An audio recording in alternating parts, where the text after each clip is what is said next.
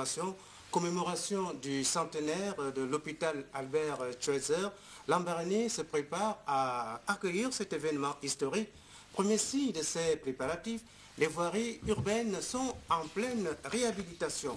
Patrick Simangoy et Victor Mundunga ont accompagné le président du Sénat au cours de sa visite de chantier.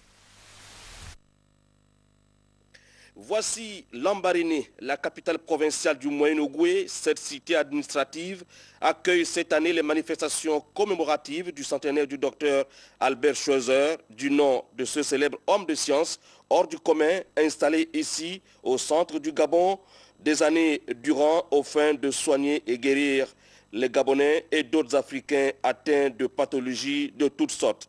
Cet hôpital et son œuvre, le légendaire docteur, fut enterré ici à Lambaréné selon son propre vœu. Il demeure ici en paix et continue de soigner de là où il se trouve depuis des années ses patients et les populations de Lambaréné qu'il a tant aimés. Les restes de son épouse ont été transférés à ses côtés il y a plusieurs années. Les préparatifs de son centenaire vont bon train, d'où la présence à Lambaréné de plusieurs personnalités politiques et administratives, dont le président du Sénat, Rose Francine Rogombe, aux côtés du gouverneur Yamal Ndoye, pour procéder à l'identification des sites devant subir une cure de jouvence, instruction personnelle du chef de l'État, Ali Bongo Ndimba, qui tient à la totale réussite de cet événement. Lambaréné, avec l'hôpital Schweitzer, a assuré le rayonnement international du Gabon. Parce qu'à l'étranger, aux États-Unis ou dans certains autres grands pays du continent, on ne connaît pas le Gabon, mais on connaît Lambaréné. Donc le chef de l'État veut faire de Lambaréné une ville phare pour que lorsque les étrangers viendront, les chercheurs du monde entier qui viendront pour le centenaire, qu'ils trouvent quand même que, bon, d'accord, il y a le côté ancien, qui n'est pas agréable, mais qu'au-delà de ce côté ancien, il y a une autre partie qui s'est bien développée et qui permet de donner à Lambaréné vraiment la stature qu'elle mérite. Les voiries de Lambaréné seront refaites à 80% pour un montant de plus de 8 milliards de francs CFA par une PME gabonaise, Mika Service, dont l'expertise avérée a suffi pour convaincre le gouvernement gabonais. Et ici, dans la province du Moyen-Ogooué, le gouverneur a pour devise le travail, mais le travail bien fait, n'est-ce pas? Et tous les jours, l'administration provinciale est au service de l'État. Et nous sommes là pour l'exécution des instructions du président de la République et de l'ensemble du gouvernement. Et le gouverneur est là pour y veiller. Eh bien, moi, je voudrais simplement inviter les populations à être coopératifs. Au moment où le chef de l'État a décidé de développer notre capitale provinciale, il faudrait que tout le monde s'y mette et accepte les réformes qui vont être entreprises pour que Lambaréné soit une belle ville. Parce que si nous sommes tous de Lambaréné, nous ne pouvons pas nous opposer au développement de Lambaréné. Parce que ça, là, ce serait incompréhensible. Donc, tout le monde doit comprendre que pour les besoins de la capitale provinciale, tout le monde doit contribuer et doit comprendre qu'on ne doit pas aller contre le progrès. Les chantiers déjà entamés par Mika Service ont reçu la visite des personnalités, le cas de l'ancien centre de formation professionnelle en pleine réhabilitation et du stade municipal aux normes CAF, un stade qui sort de terre en toute confiance, une structure d'une capacité de 1600 places assises qui viendra apporter une plus-value dans l'embellissement de la ville du Grand Blanc.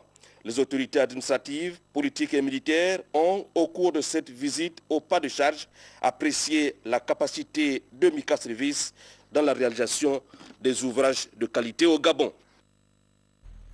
En tout cas, la ville du Grand Blanc va également bénéficier de 70 logements de la Société nationale immobilière et d'autres réalisations sociales. Nous retrouvons Patrick Simangoy et Victor Mundunga. De 70 villas qui sortiront de terre sur ce site dans le cadre du programme du gouvernement et de l'État avec la Société nationale immobilière, programme de 3800 logements à construire sur l'ensemble du territoire national pour un financement de l'État de 100 milliards de francs CFA.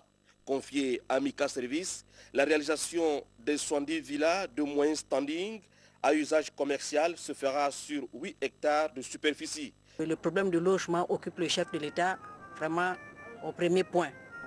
Donc lui, il y a des villas qu'on doit construire. Ici cette partie-là, c'est la SNI qui va faire 60 logements dans un premier temps. Et je pense qu'il y aura d'autres opérateurs qui vont encore continuer à faire des logements parce qu'il faudrait quand même qu'il y ait suffisamment de logements dans chaque province pour que les natifs de ces provinces-là puissent être logés convenablement. Et même les fonctionnaires. Il y a beaucoup de fonctionnaires qui sont affectés ici, mais qui n'acceptent pas cette affectation parce qu'ils sont mal logés. Donc c'est tout à fait normal que le chef de l'État a voulu profiter de la période où nous préparons le centenaire d'Albert Schweitzer pour un peu refaire la toilette de Lambaréné. La durée des travaux sera de 12 mois, coût de la villa 20 à 40 millions de francs CFA, avec possibilité bien sûr de revoir à la baisse les taux selon la direction générale de la société immobilière, qui pourrait démarrer la commercialisation en mars 2013. Est également prévue à Lambaréné la construction d'une caserne pour abriter les effectifs de la gendarmerie nationale au quartier Mitonné à l'entrée de la ville. La présence ici du commandant en chef de la gendarmerie nationale, le général Jean Ekwa, a suffi pour démontrer tout l'intérêt que le chef suprême des forces de défense et de sécurité accorde à l'amélioration des conditions de vie des hommes d'armes.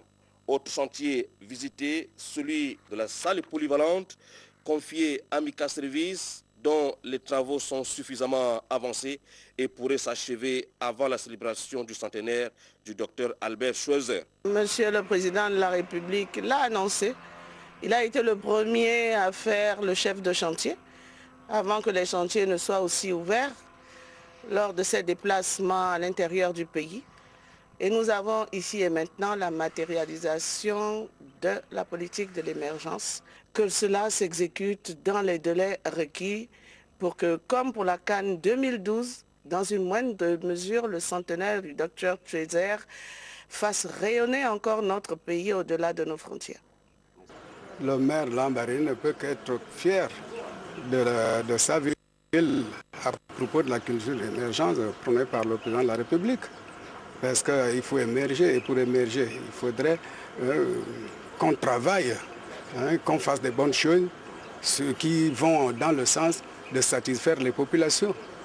Lambaréné se mue sûrement vers la modernisation grâce à la réelle volonté du chef de l'État, Ali Bongo Ndimba, décidé à faire du Gabon un pays émergent d'ici 2025.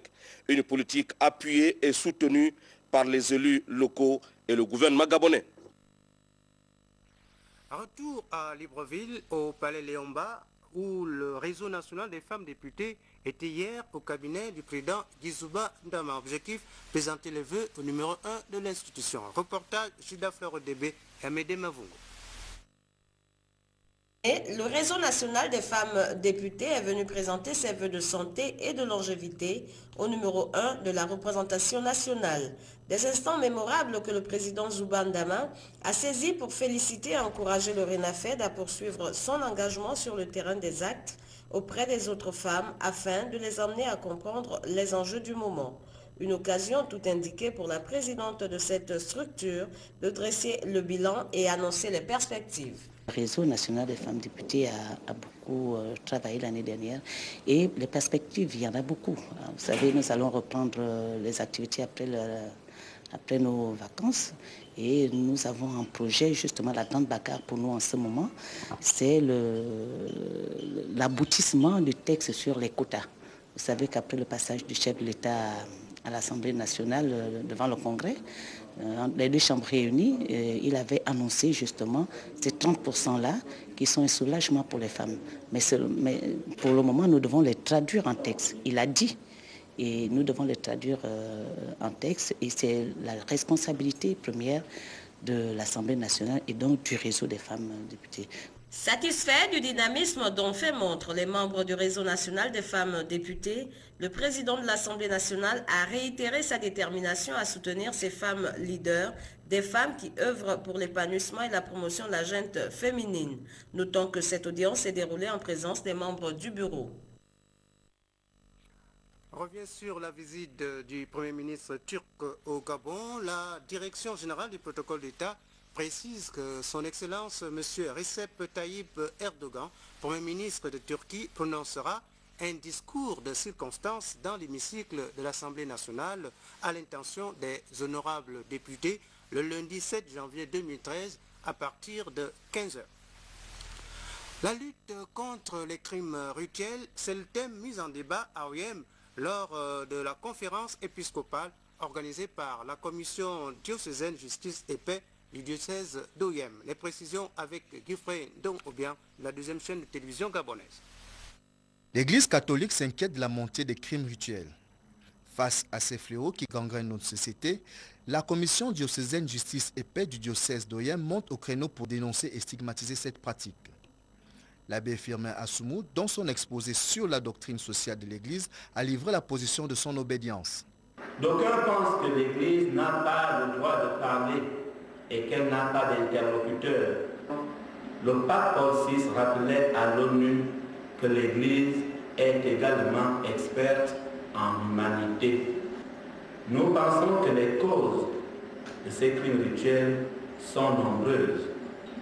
La toute première cause trouve son origine dans l'applicabilité des concepts justice et paix. Car nous remarquons, c'est un constat, qu'il y a trop d'injustices observées dans nos pays africains. On a même l'impression que les vices se transforment en vertus et que certains sont au-dessus de la loi. À côté du clergé, les hommes de loi et des intellectuels s'unissent pour la même cause. C'est ainsi qu'au cours de son exposé, la magistrate Leila Zhangzheng a développé le thème « Le crime face à la loi ». Selon la combinaison des articles 275-277 du Code pénal, nous pouvons donc retenir que quiconque par enlèvement, recel ou suppression d'un enfant, substitution ou superposition de celui-ci à une femme qui n'en a pas accouché, supprimera ou tentera d'en supprimer et s'il en est résulté une incapacité, cette personne peut être passible d'une peine allant jusqu'à 10 ans d'emprisonnement.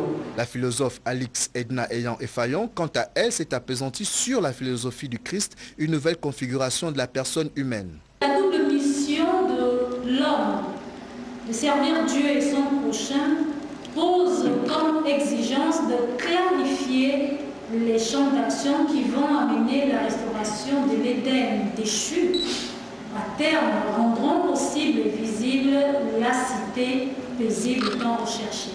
Ce que Jésus nous donne comme enseignement, c'est de comprendre justement la place que l'homme devrait occuper, j'ai envie de dire, dans la société, la place que l'homme occupe, j'ai envie de dire aussi, dans la cité de Dieu, dans le cœur de Dieu, pour dire tout simplement les choses.